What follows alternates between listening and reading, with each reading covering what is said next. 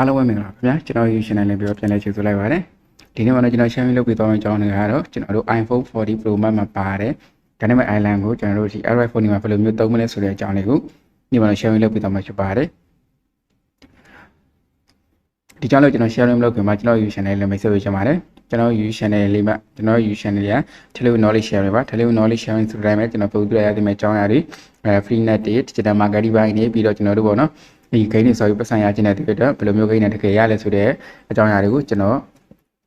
channel လေးမှာတင်ပေးတာဖြစ်ပါတယ်ဒီလိုမိတ်ဆွေတို့နဲ့ဒီလိုမျိုးအကြောင်းအရာတွေကိုဆက်ဝင်လာတယ်ဆိုရင်ကျွန်တော် channel လေးကို like subscribe လုပ်ပေးဖို့အကြံပေးချင်ပါတယ်ဒီလိုဒီကျွန်တော်ဗီဒီယိုထဲမှာတစ်ခုခုကျွန်တော်အဆင်မပြေတာရှိရလို့ပြောချင်တာတွေကျွန်တော် contact လုပ်ရှင်လို့ရှိရင်ဒီကျွန်တော်ပေးထားတယ်ပေါ့နော်ဒီ Facebook page ရော Telegram တွေပဲကျွန်တော်လာပြောလို့ရပါတယ်ဒီ Facebook page ကတော့ကျွန်တော်အများ active ဖြစ်တယ်ဆိုတော့လေကျွန်တော် Facebook page ကနေပြောလာပြောလို့ရပါတယ်okay ဟုတ်ပြီဒါဆိုရင်ကျွန်တော်ဘယ်လိုမျိုးလုပ်လို့ရမလဲဆိုတဲ့အကြောင်းလေးကိုကျွန်တော် share လုပ်ပေးသွားမှာဖြစ်ပါတယ်ကျွန်တော်တို့ပထမဆုံးအနေနဲ့ဘယ်ကိုသွားမလဲဆိုရင်ကျွန်တော်တို့ဒီ Play Store ပေါ့နော် Play Store ကနေပြီးတော့ကျွန်တော်တို့Play Store မှာ APK view ပေါ့နော်ကျွန်တော်တို့ဒီ edit download ဆွဲတဲ့နေရာတစ်ခုကနေပြီးတော့ပထမဆုံးကျွန်တော်တို့ဒီ Dynamic Island ကိုကျွန်တော်တို့ download ဆွဲရမှာဖြစ်ပါတယ်။အောင်စီမှာပေါ့နော်ကျွန်တော်တို့ DYN နေမှာ Dynamic Island ဆိုပြီးဒီကောင်ကဘာလဲဆိုတော့3နဲ့တော်တော်များတာဖြစ်တဲ့အတွက်သူက server ရဲ့အတွက်ထိတ်ဆုံးမှရှိနေတာပေါ့နော်အဲ့တော့ကျွန်တော်တို့ဒီကောင်လေးကိုကျွန်တော်ရိုက်ရှာပြီးတော့နှိပ်လိုက်မယ်။နှိပ်လိုက်ပြီဆိုရင်တော့ဒီမှာ Dynamic Island ဆိုပြီးတော့ကျွန်တော်တို့ပေးထားတာအများကြီးပဲပေါ့နော်ပေးထားတာအများကြီးပဲရှိတယ်။ဒါပေမဲ့ဒီပေးထားတဲ့နေရာမှာကျွန်တော်ကအဆင်ပြေကျွန်တော်တို့သုံးလို့ပေါ့နော်အဆင်ပြေဆုံးတစ်ခုပဲကျွန်တော်ဒီ share လုပ်တာဖြစ်ပါတယ်ဒီမှာ Dynamic Island တွေပေါ့နော်ဒီအများကြီးပဲပေးထားတယ်။ Okay မဲဆွနဲ့ဘယ်ကိုတော့ download ဆွဲရမလဲဆိုရင်ကျွန်တော်ဒီကောင်လေးကို download ဆွဲရမှာဖြစ်ပါတယ်။ဒီကောင်လေးပေါ့နော်ဒီကောင်လေးကို download ဆွဲရမှာဖြစ်ပါတယ်ပုံမှန်ဒီကောင်လေးပေါ့နော်ကျွန်တော် account လေးကို download ဆွဲရမှာဖြစ်ပါတယ် okay ကျွန်တော်တို့ဒီကောင်လေးကို download ဆွဲပါနော်ကျွန်တော်ကတော့ download ဆွဲရဆိုတော့ကျွန်တော်ကတော့ဒီ download ဆွဲတာမလို့တော့ပေါ့နော်ဒီကောင်လေးပါတခြား software တွေတော့ share တာမတခြား software တွေကတိတ်အဆင်မပြေဘူးပေါ့နော်ကျွန်တော်စမ်းကြည့်ပြီးသွားရင် okay ဒါဆိုရင်ကျွန်တော်ဒီအသက်လေးကို open လုပ်လိုက်မယ် open လုပ်ပြီးသွားပြီဆိုရင်ကျွန်တော်တို့ကပါလဲဆိုရင်ဒီမှာသူကနေပြီးတော့ဒီကောင်လေးတွေပေးထားရပါတော့ဒီမှာဒီကောင်လေးတွေဖွင့်ခိုင်းထားတယ်အောင်ကျွန်တော်တို့ဖွင့်ပေးရမှာဖြစ်ပါတယ်ကျွန်တော်ပေါ်တစ်ခုပေါ့နော်ဒီလိုမျိုးပေါ်လာရင်ကျွန်တော်ဗာနဲ့ဝင်တဲ့ဒီ agree ဆိုတာလေးကိုကျွန်တော်တို့တစ်ချက်နှိပ်ပေးပါ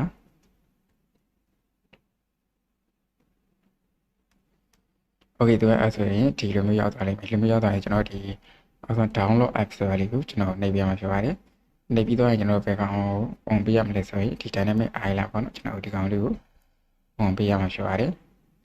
okay on ပေးပြီးတော့ကျွန်တော်ပတ်ပြန်ခဲ့ပါနော်အဲ့ဆိုရင်ဒီကောင်လေးရဒီမှာပွင့်သွားပြီနော်ဒီကောင်လေးပွင့်သွားပြီ okay အဲ့ဒါဒုတိယတစ်ခုပေါ့နော်ကျွန်တော်တို့ဒီကောင်ကိုကျွန်တော်တို့အောက်ကကောင်ကို enable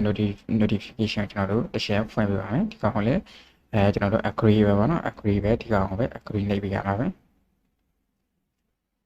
okay agree နှိပ်ပြီးသားကျွန်တော်ဒီမှာပေါ့နော်ဒီထဲမှာကျွန်တော်တို့dynamic island ဆိုတာလေးကိုကျွန်တော်လိုက်ရှာပါမယ်ဒါဆိုကျွန်တော်ကတော့ဒီမှာတွေ့ပြီပေါ့နော် dynamic island ဒီကောင်လေးနှိပ်မယ်ပြီးရင်ဒီကောင်လေး on ပေးလိုက်ပေါ့နော်ဒီပါသူက6 စက္ကန့်စောင့်လိုက်တယ်ဒီ6 စက္ကန့်ကျတော့ကျွန်တော်တို့ဒီမီအများစုမှာတော့ကျွန်တော်စောင့်လိုက်နေပေါ့နော်တခြားဖုန်းတွေမှာတော့လူစောင့်တာတိတ်မရှိဘူးပေါ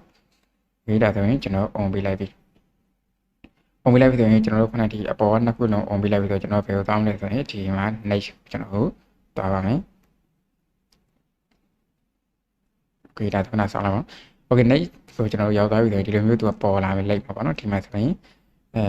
သူဒီမှာဆိုရင်ပေါ့နော်ဒီမှာပေါ်လာလိမ့်မယ်ဒီမှာဒီပေါ်လာပြီဆိုကျွန်တော်တို့ဘယ်ကောင်နှိပ်မလဲဆိုရင်ဒီမှာတက်ကောင်ကျတော့ကျွန်တော်ကာလာရွေးတယ်ကျွန်တော်တို့ကြိုက်တဲ့ကာလာပေါ့နော်ကြိုက်တဲ့ကာလာကျွန်တော်တို့ရွှေ့လို့ရပါတယ်နောက်တစ်ခုကျတော့သူကဒီမှာပြထားရပေါ့နော်ဒီမှာပြထားတယ်ကျွန်တော်တို့ဒီ dynamic island ကိုအလဲကောင်မှာထားမလားဒါမှမဟုတ်ဘေးမှာထားမလားဘယ်ဘက်မှာထားမလားညာဘက်မှာထားမလားဆိုပြီးတော့ကျွန်တော်တို့သူကနေပြီးတော့ဒီမှာပြပေးထားတယ်နော်ဒီကောင်လေးတစ်ချက်အောင်ပြလိုက်မယ်နော်တက်ပြပေးတာဆိုကျွန်တော်တို့ဒီ center ဆိုတော့အလဲတက်မှာထားမယ်တော့ကင်မရာကောက်ဆိုတာလေးကိုပါတယ်ဒီကောင်ကျတော့ကျွန်တော်တို့နှစ်ခုရွေးလိုက်ရ3ခုရွေးလိုက်ရဒါတော့စိတ်ချရွေးပါ ခုနဒီမှာသူကဒီမှာ top margin ဆိုတော့ဒီကောင်လေးပေါ့နော် margin ပြောမှဆိုရင်ဒီအပေါ်မှန်နဲ့ပေါ့နော်အပေါ်ကကျွန်တော်တို့ဒီလွတ်နေတဲ့ဒီကောင်လေးနဲ့ကျွန်တော်တို့ဘယ်လောက်အကွာဝေးမှထားမလဲဆိုတော့ဒါလေးကိုသူကပြောရတာဖြစ်ပါတယ်ဒါကြတော့ဒီအောက်ကကျွန်တော် view height ကကျွန်တော်သူကပြောမှဆိုရင်ဒီကောင်လေးအကျယ်အမြင့်ပေါ့နော်အမြင့်ဘယ်လောက်မှထားမလဲဆိုတော့ဒါလေးပြောထားပြောပါတယ်โอเคဒါဆိုရင်ကျွန်တော်တို့ဒီအောက်လေးဒီမှာဆိုရင်တော့ကျွန်တော်ကဘယ်လိုလုပ်တဲ့ dynamic island မရှိဘူးเนาะဒီမှာဆိုမရှိသေးဘူးဆိုတော့ကျွန်တော်ဒီမှာပြန်သွားပြီးတော့ကျွန်တော်တစ်ချက်လုပ် online ပါပေါ့နော်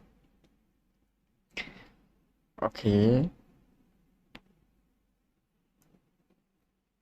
တဒန်းနဲ့ island နဲ့ကျွန်တော်ဟောပြပါတယ်ကျွန်တော်တို့ chain လို့ရတယ်နော်ဟောပြပါတယ်တူအများကြီးပါတယ် chain လို့ရပါတယ်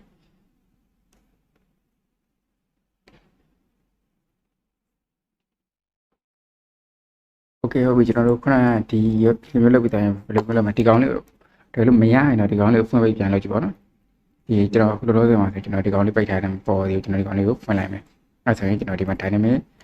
dynamic island အပေါ်မှာပေါ်လာပြီပေါ့နော်โอเคပြန်ကြောက်သွားပြီနော်ဖွင့်ပေးလေးကျွန်တော်ပြန်လုပ်ကြည့်နော်ဒီမှာပေါ်လာပြီ dynamic island โอเคအဲ့တော့အဲ့လိုမျိုးပေါ်လာပြီဆိုရင်ကျွန်တော်တို့ဘယ်ကောင်ကိုကြည့်မလဲဆိုရင်ဒီကောင်လေးပေါ့နော်ခုနပြောခဲ့တဲ့အတိုင်းကင်မရာ setting မှာဆိုရင်ဒီမှာဘယ်လိုတော့အကြီးယူမလားတေးလေးယူမလားပေါ့နော်ဒီမှာဒီလိုမျိုးပေါ့ပြီးတော့ဒီကောင်လေးလည်းကျွန်တော်ဒီမှာအောက်ရွှေ့လို့ရတယ်ဒီကောင်နှိပ်ပေါ့နော်ဒါမှမဟုတ်အပေါ်ပြန်တင်လည်းရတယ်ကင်မရာတက်တယ်ပေါ့နော်ဒါကတော့သူ့ရဲ့အကျယ်ပေါ့နော်သူ့ကိုကျွန်တော်အကြီးလုံးမလားဒါမှမဟုတ်တေးလေးလားပေါ့နော်ဒီလိုမျိုးကျွန်တော်ပြန်ရွေးလို့ရပါတယ်